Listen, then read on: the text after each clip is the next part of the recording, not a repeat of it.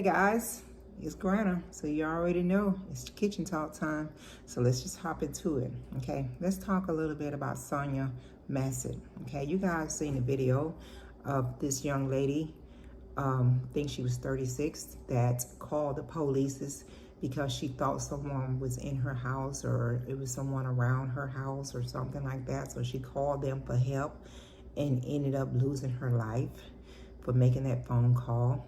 It was unfortunate that she got a messed up cop to respond to her call for help, someone that have nothing but hatred in their hearts and was not there to provide her the help that she was requesting. Okay, if you watch the video, you will see from the start when she opens the door, he asks her, "What took you so long to open the door?"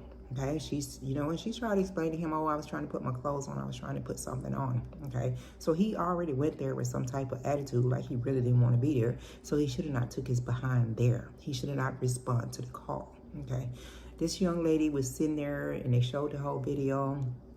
And she was sitting there, I guess, explaining to them whatever the situation was, what was going on, why she had made the call, and he was just really, even with that, he was kind of aggressive with the way he was talking to her, if you would really watch the video. So for some reason, this young lady, and it's her right, she had some water boiling on the stove, and you could see the whole, she had like an open floor plan, so you could see from where she was sitting in her living room to her kitchen, she had water boiling on the stove, and she telling him she got this water boiling on the stoves, and she was like, "I need to get the water." So he was like, "Well, yeah, because we don't need no house fire, blah, blah, blah." So she goes into the kitchen to remove the water off the stove, and she did say something. I think he asked her, why was it taking her so long to remove the water, or why was she boiling the water, or whatever.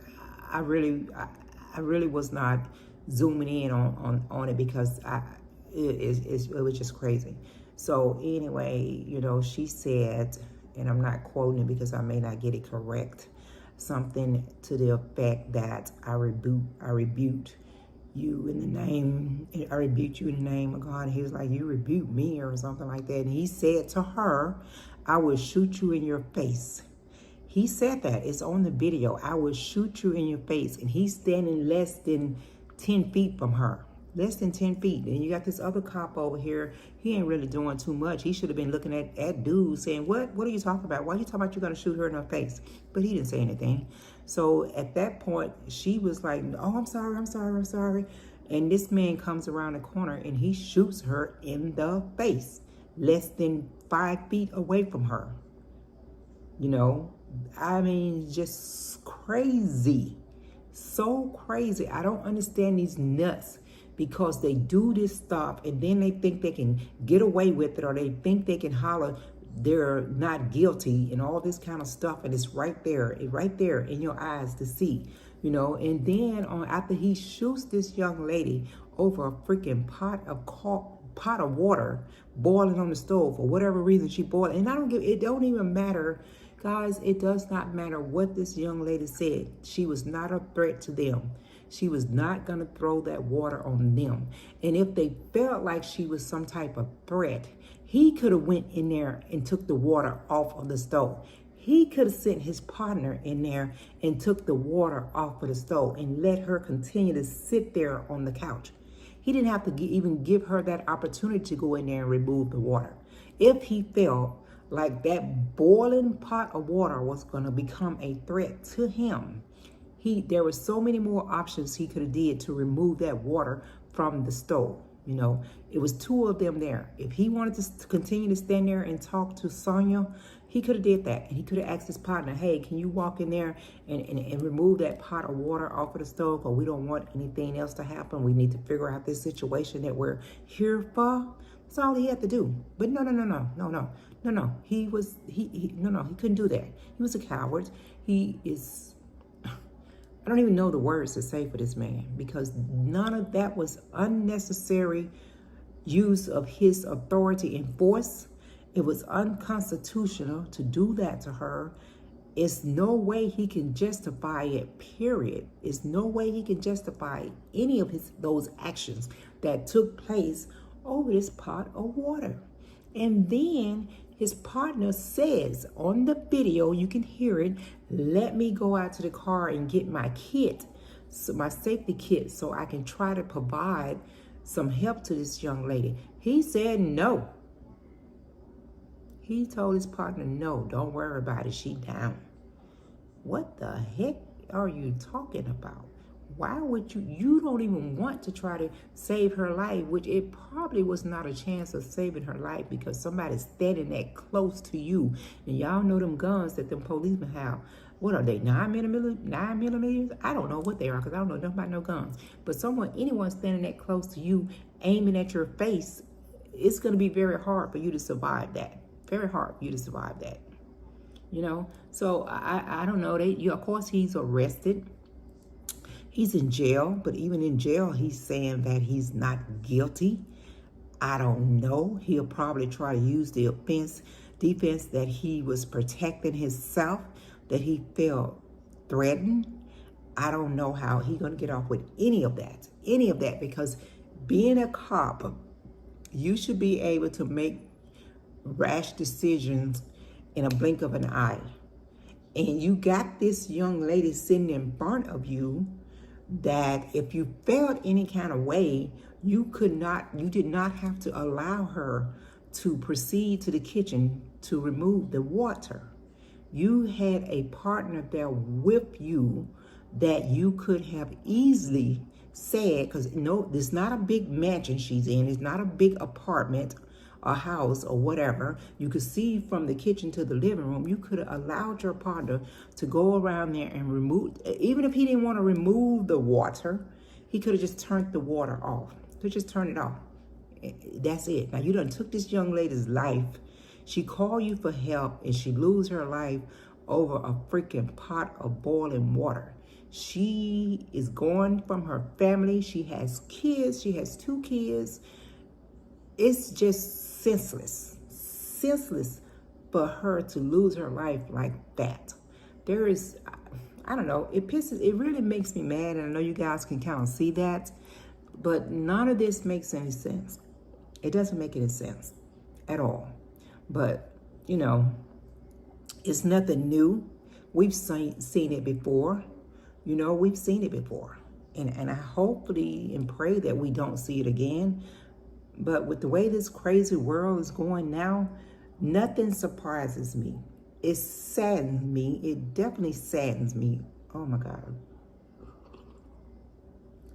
It breaks my heart to see anything like that, especially when you're sitting in your home and you're using the service that is supposed to be there to protect you, and you going and you know if you feel threatened or feel like you're not safe in your home, and you reach out to them and you end up being the victim. You end up losing your life over senseless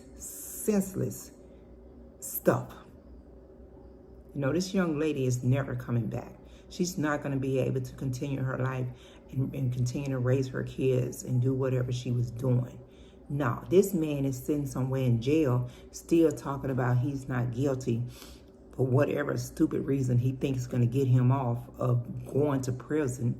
And I hope he gets justice. I hope they see through all that.